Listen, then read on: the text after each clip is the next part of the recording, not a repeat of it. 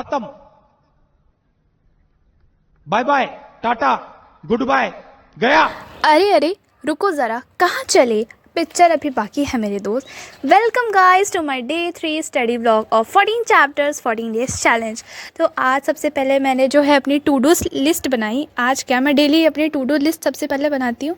सबसे मेन चीज़ यही होनी चाहिए यार कि हमें जो चीज़ करना है हमें उसकी पहले लिस्ट बनानी चाहिए। इससे ये होता है कि आप उससे स्टे फोकस्ड रहते हो और आपका ये टारगेट रहता है कि हाँ, भले ही रात के 2 बज जाए 3 बज जाए, लेकिन आपको पूरा टारगेट अपना कंप्लीट करके ही सोना है।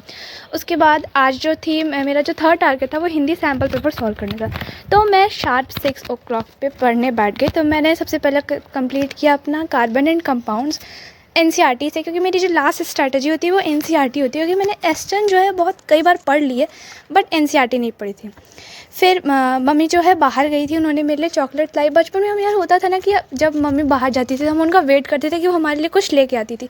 तो वहाँ यहाँ मम्मी ने भी मेरे लिए चॉकलेट्स लाई। उसके बाद मैंने एनसीईआरटी का रीडिंग कंप्लीट की। उसके बाद मैंने उसके सॉल्यूशंस किए। कार्बन एंड कंपाउंड में सबसे ज़्यादा दिक्कत आती है उसके नेमिंग में।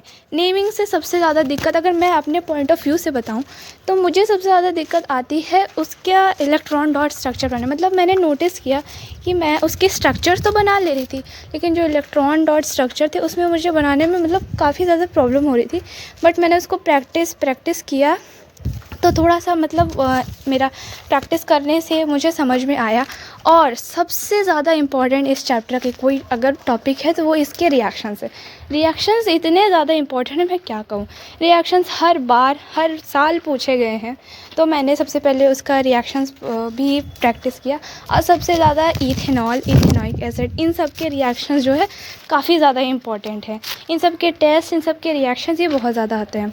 तो ये तो बिल्कुल मैं छोड़ नहीं सकती थी, तो इस वजह से मैंने इसको भी पहले प्रैक्टिस किया अच्छे से। और मेरे कुछ गलत भी हो रहे थे, लेकिन फिर बाद में जब मैं पीछे पेज पे देख रही थी उसके बाद मुझे क्लियर हो रहा था। इसका दूसरा इम्पॉर्टेंट सबसे टॉपिक जो था वो थी कार्बन की चेन। ये तो भाई साहब मस्त ही ज़रूरत ही है पढ़ने की, क्योंकि ये भी कई बार पूछा जाता है।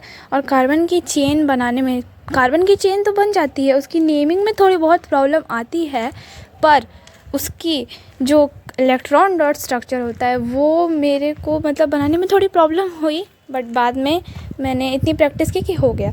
फिर मैंने NYQS सॉल्व किए, क्योंकि मैंने अभी बैच परचेज़ किया था तो मुझे NYQS मिल गए थे नेक्स्ट टॉपर्स के ऐप पे।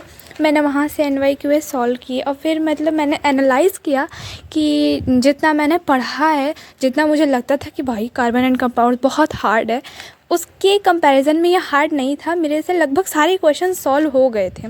1-2 क्वेश्चंस थे ऐसे जो मुझसे सॉल्व नहीं हुए, पर बाद में मैंने उनके सॉल्यूशंस देखे तो फिर मुझे पता चला कि वो मुझे आ रहे थे, बस मुझे वर्डिंग्स बनाने में थोड़ा सा प्रॉब्लम हो रहा था।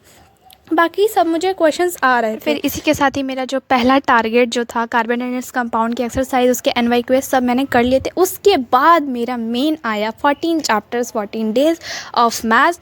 तो आज भी मेरी क्लास जो है करेक्ट 8 o'clock पे स्टार्ट हो गई थी। और आज का जो मेरा चैप्टर था वो ट्राइंगल था। मुझे लग रहा था कि काफ़ी ज़्यादा देर तक यार आज क्लास चलेगी, क्योंकि ट्राइंगल जो है थोड़ा सा लेंदी था और इस पर मेरे बैकलॉग्स भी थे, लेकिन मैंने बैकलॉग्स अपने 15 जन से पहले ही कम्प्लीट कर लिए थे। अब मेरे कोई बैकलॉग्स नहीं थे, बस मुझे क्वेश्चंस की प्रैक्टिस करने की नीड थी, तो मैंने सेम क्वेश्चंस प्रैक्टिस किए। और आज क्लास जो है 12-10 पे ही ख़त्म हो गई, जो कि आज जल्दी थी। इसी के साथ मेरा जो सेकंड टारगेट था वो भी कंप्लीट हुआ। फिर मैं आती हूँ अपने थर्ड टारगेट पे, जो कि था हिंदी सैम्पल पेपर। तो मैंने अपने सैम्पल पेपर उठाए। मैंने 2 सैम्पल पेपर पहले से ही सॉल्व कर लिए थे, तो ये मेरा तीसरा सैम्पल पेपर था। इसको भी मैंने सॉल्व किया। हिंदी लोग समझते यार कि इजी सब्जेक्ट है, ये है वो है। ऐसा नहीं है, वो इजी सब्जेक्ट नहीं है। बस ये है कि हिंदी इंग्लिश एक स्कोरिंग सब्जेक्ट है। अगर आप इन सब्जेक्ट्स पे ज़्यादा फोकस करेंगे, मतलब ज़्यादा क्या इक्वली फोकस करेंगे, तो ये होता है आपका स्मार्ट वर्क। मतलब आप जितना मेहनत साइंस में करेंगे, अगर उतनी थोड़ी सी उसकी सिर्फ 1/4 मेहनत भी आप अगर हिंदी इंग्लिश में कर दें तो आप गुड मार्क्स गेन कर सकते हैं। और यही स्कोरिंग सब्जेक्ट्स होते हैं जो कि आपको आपके एग्ज़ाम में हेल्प करते हैं। और इसी के साथ ही मेरा थर्ड टारगेट भी पूरा हुआ और फिर मैंने फाइनली अपनी कंप्लीट की। Thank you so much for watching. Till then take care, bye bye, see you in the next video.